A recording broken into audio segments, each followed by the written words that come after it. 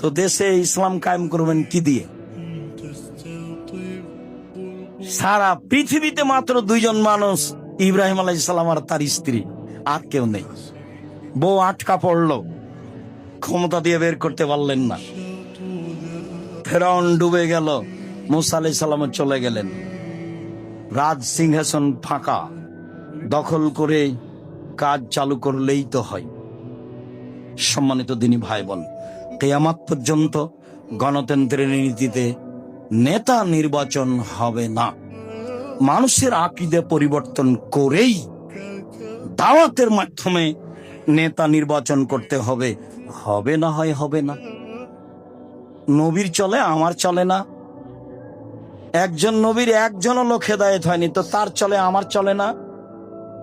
একজন নবীর একটাই মানুষ হেদায়েত হয়েছে, তো সেই নবীর চলে আমার চলে না। নূহ আলাইহিস সালামের 950 বছর দাওয়াতে মাত্র 4 জন ছিল, বাকি সব পালিয়ে গেছে। তো নূহ আলাইহিস সালামের চলে আমার চলে না।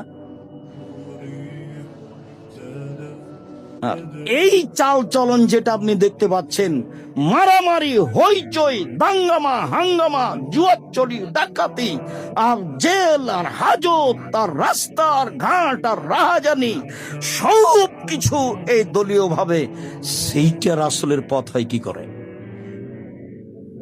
যা দিয়ে শত্রুতা শিখা যায়, যা দিয়ে মারামারি শিখা যায়, যা দিয়ে আচরণ খারাপ হয়ে যায়, যা দিয়ে মানুষকে জেল হাজতে দেওয়া যায়, যা দিয়ে মানুষের বুকের উপরে চড়ে মানুষকে জবে করে দেওয়া যায়, সেই নীতি আবার রাসূলের নীতি হয়?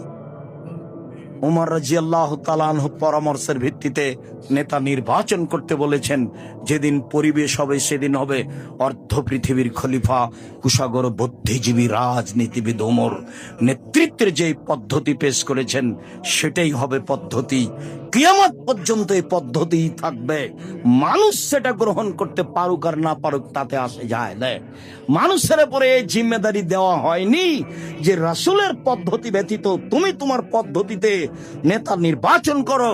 তিনি বলছেন, পৃথিবীর মানুষ শুনে রেখো, ইয়াতি মিন বাদি আইম্মা, আমার পরে কতগুলি আলেম ওলামা আসবে, ইহদুনা বিগাইরি হাদিয়াতি, আমার আদর্শ ছেড়ে দিয়ে অন্য আদর্শ গ্রহণ করে বলবে এটাই রাসূলের আদর্শ। আমার সুন্নাত ছেড়ে দিয়ে অন্য সুন্নাত গ্রহণ করে বলবে এটাই রাসূলের সুন্নাত। ওদের দেখতে লাগবে মানুষ, ওদের অন্তর হবে শয়তানের অন্তর।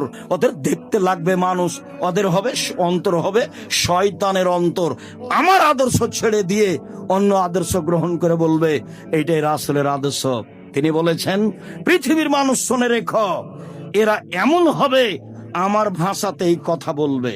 তারা হবে আমার চামড়ার, মানে মুসলমান। তারা আমার ভাষাতেই কথা বলবে, মানে কোরআন হাদিস পেশ করবে। কোরআনের আয়াত পড়ে বলছে, দেখেন আল্লাহ বলছেন মিলাদ করতে হবে। আরো কত। সম্মানিত দিনী ভাই বোন, ইমান হারিয়ে 10 দিন বাঁচতে এসে, একদিন 1 ঘন্টা বাঁচতে এসে ইমান হারিয়ে বেঁচে থাকতে রাজি নই।